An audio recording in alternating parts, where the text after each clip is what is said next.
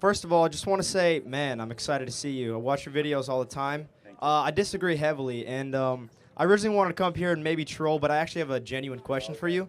And my question to that is, why is it that you are in strong support of religious values being instilled as American values and protected by the Constitution when our founding fathers kind of tried to stray away from a instillment of a specific religion on the entire country? Well, I would reject the premise, but let's just kind of let's ask you, by what standard do you think we should live by? Standard in the country live just, by? just as humanity, what should we say is good or evil, and where should we get that from?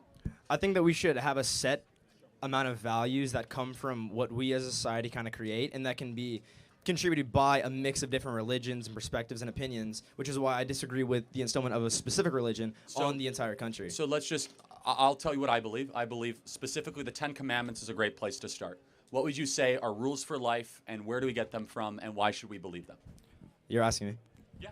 Yeah, I mean, so again, like I said, I think that a lot of things we can point to the Bible, we can point to the Ten Commandments, we can point to a lot of these teachings, and we can say, okay, here's a good set of values that we have that are outlined in the Ten Commandments, in the Bible, and stuff like that. But we can also, what that raises the issues of is what that does for the rest of the country. Because if you flip that logic and you applied it to, let's say, values of Islam, values of Hinduism, values of Buddhism. We weren't founded on those values, though.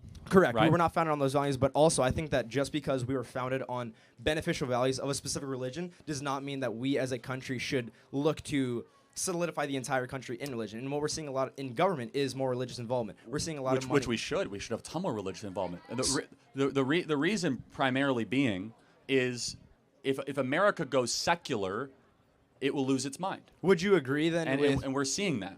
Would you agree with if the president elected was Muslim or had a different religion than you? Would you also? Well, let's take Vivek. I mean, Vivek has a worldview that I share. Vivek is a Hindu. But how would you feel with those values as a whole being? I mean, Vivek is a Hindu, but Vivek would come up here and say the Ten Commandments is one of the greatest moral breakthroughs ever. The point being, and this is what I'm getting at, is that Christianity is the greatest ethic that humanity has ever had to live under. Hold on a second. Sorry. Christianity, as we know it, is the greatest moral ethic, and these are things you agree with. You know, love the stranger. You know, help others. Have justice. Love thy neighbor. Yeah, love thy neighbor as yourself, like Leviticus 19, right? These are beautiful teachings. In fact, they're so beautiful that you think that they're common, when in reality the rest of the world doesn't always have them. Even freedom of speech and natural rights and charity to the lesser, these are all Christian values. So what I'm getting at, though, is if we remove Christian values, which you may or may not be suggesting, what do we replace them with? I guess my question is more centered around using taxpayer dollars. Well, I guess I can lead with a question. How do you feel about taxpayer dollars using to fund things like Bible teachings in public schools? Yeah, I totally support that. The Bible is a historical document. And so my question again is, how would you feel about taxpayer dollars going towards teachings of the Quran? Well, they actually do that already. And are you in support of it? Hold on a second. Pause. We do have a religious texts of a lot of public schools. Yes, we should look at all religious texts of great faiths and learn and examine them. You know, okay, what does the Quran say? What does the Bible say? If it's in a public school. But I think you know what I'm getting, pointing at. Sort of, but it's important to understand, though, that only one of those texts was believed and continued this country moving forward, which, of course, is the Holy Bible. And the teachings of the Bible were at 55 out of 56 of the signers of the Constitution were Bible-believing, church-attending Christians. God is mentioned 4 times in the Declaration of Independence, right? We were an explicitly Christian country. In fact, John Adams said that the Constitution was written wholly for a moral and religious people. It's wholly inadequate for the people of any other.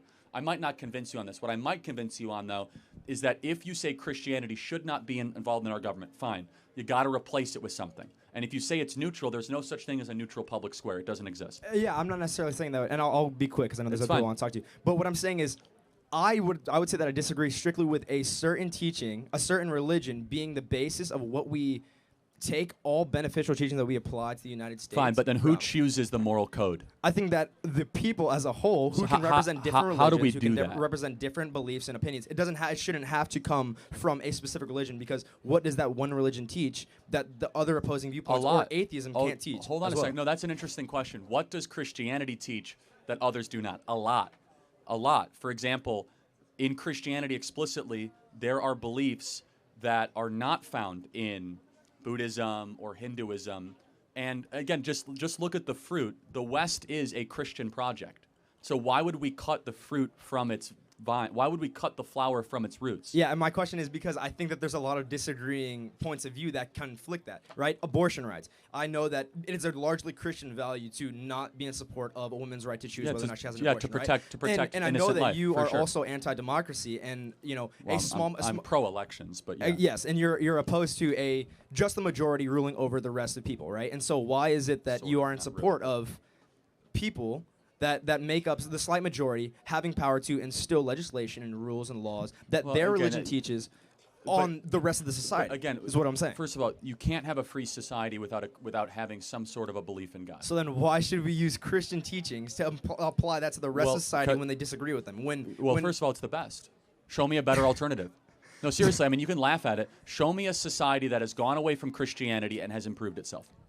What I'm saying. No, it's important. Okay. I believe that America should remain Christian. Show me a formerly Christian country in Europe that has gone away from Christianity and has become a better, stronger, more better. What I would point you to is probably towards a country that does not apply those values to things like abortion rights. So I'll probably point you to I'll probably point to Norway. I'll probably point you to a lot of the places like that because they're not having people die from lack of access to abortion. And this is where we just have disagreement. I think Europe is a disaster right now. Okay. I think Europe is a husk of its former self. What I'm arguing is that I'm saying in the specific areas of that there's not people literally like dying because they're forced to give birth to a human that they don't want to carry and they don't have proper access to abortion, and those are Christian teachings that are not. Yeah, in this country we have babies literally dying in the womb every single day. Yeah. I mean, 3,000 abortions a day. I mean, I think that's a big deal, but I also at the same time, there are those same Christian teachings.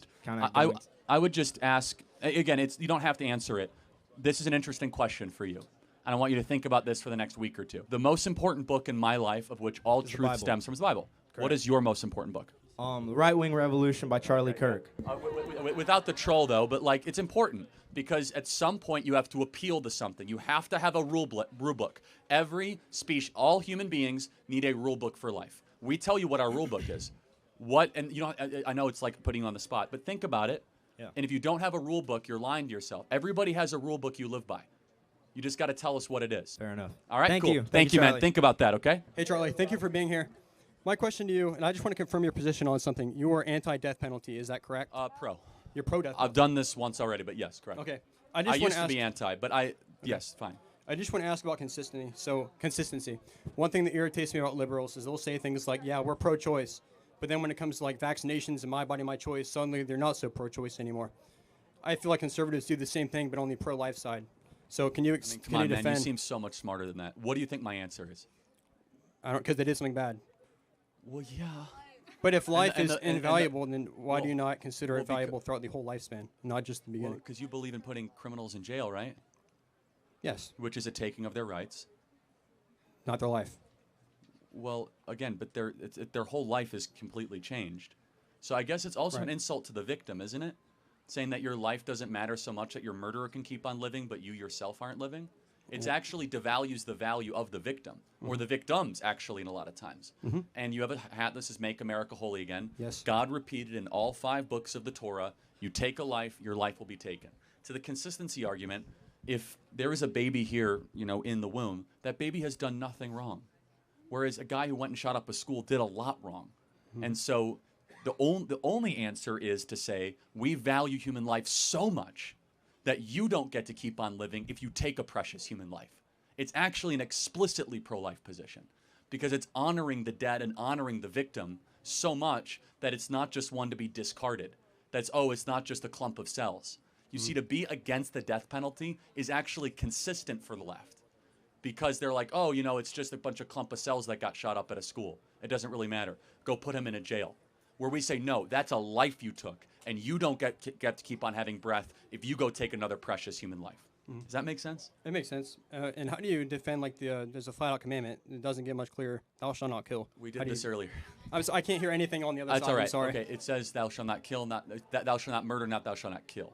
So killing and murder are 2 different words in Hebrew. It says, thou shalt not murder, not kill. Again, I could repeat this repeatedly, just over on ad nauseum. God has a law in the scriptures. If you are to take a life, your life shall be taken from you. Why is that? God went and explained in the Torah, it's because human life is so precious, you shall not be able to continue. The only punishment is that your life should also be taken from you. Okay, thank you. Thank you I'm very not trying much. to debate. I just want to hear your No, no explanation. worries. It's fine. Yeah, thank you. Yep. What's up, Charlie? Welcome to Florida State. My question has to do with culture. I was wondering, closer to the mic? Okay. I was wondering, why doesn't the right have, like, the left has dominated culture for so long. They had, the feminist movement. We can blame that for destroying the nuclear home. We can blame that for destroying marriages in a lot of ways. But how do we kind of work backwards from that, kind of get back to, like, the core American values, lower the divorce rate, lower single motherhood, things like that? It doesn't seem to be like a practical solution that's been even attempted by the right. Well, the practical solution, we don't have to think. We need to point people to God and eventually to Jesus Christ, and that is the solution, is that people need to humble themselves before the Lord. They need to go back to church. They need to get married before they have sex. They need to stop engaging in debauchery and limitless amounts of drinking and the sins of the flesh, and understand that there's a God who loves them, that wants them to live a certain way. And it's not a matter of the feminist movement or the Black Lives Matter movement. We need a movement that is centered around spiritual, eternal principles. And yeah, make America holy again, make America Christian again.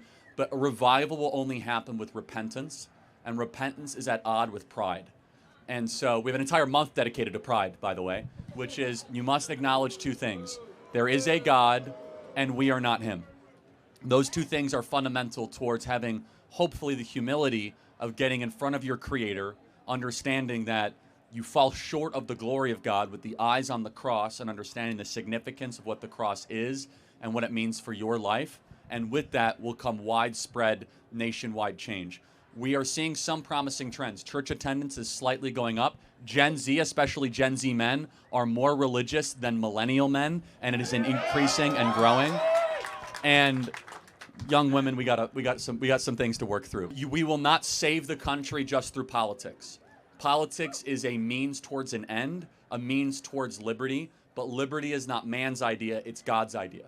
And we are only able to experience that liberty if we are a moral and religious people. And I'll close with the statement with this, that the Constitution is incompatible with a faithless nation. You will not have a free society if the country goes atheist. You will not have a free society if the country goes secular. That sounds provocative, but it's true, is that liberty and freedom cannot coexist with a nation that does not believe in a higher power. Because eventually, you're going to want to have some form of meaning in your life, and usually that meaning is left-wing politics. And I'm not trying to pick on all those people chanting out there, because they're actually crying for help, and I mean that.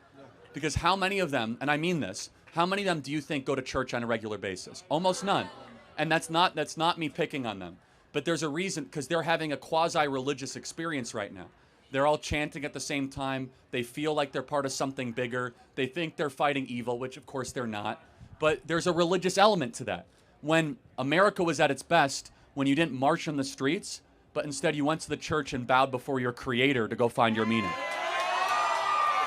And so when they're chanting out here, you should love on them, be like, do you believe in God? Like, have you been to church? And I guarantee almost to a person, 99% of the activist left on this campus has either a bad experience with religion, doesn't think that God loves them, doesn't think that God is good, or they're an atheist. So you fill that void with left-wing politics, because left-wing politics mirrors religion.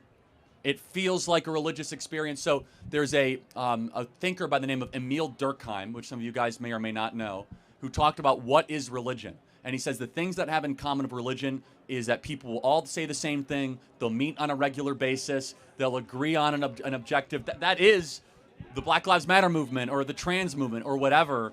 And we should say, hey, instead of making those things your God, you should believe in the God of the Bible, the God that loved you enough to send his son to die for you so that you may live forever. Thank you so much. Appreciate it. Thank you. It's nice to meet you. My name is Salma. Thanks for coming.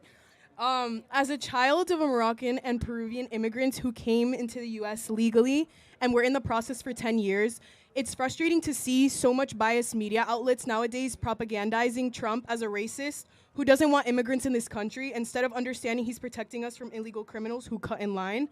So to inform the liberals behind us protesting to get racists off campus, or people listening right now, what would you say are the long-term or short-term consequences of mass illegal immigration on social services and the economy? Yeah, I mean, it will flood schools, flood hospitals, but even more than that, it's the destruction of the rule of law. And it's an insult to your family that followed the law. Your family came here the right way and filled out the paperwork and waited your turn. You did not cut in line. Yeah. So we have to make a decision. Are we going to be a country that follows and honors the rules or rewards rule breakers? And we teach our kids at 2 years old, rule breakers get punished. Don't cut in line. Wait your turn. Yet when it comes to immigration, we act as if it's something totally different.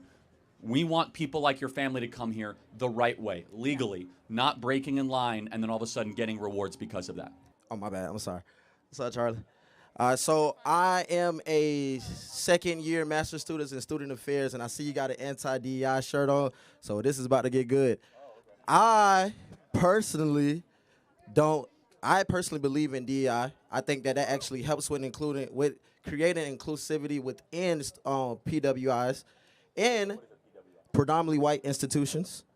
And I also believe that, not go to FSU, that's where I go at.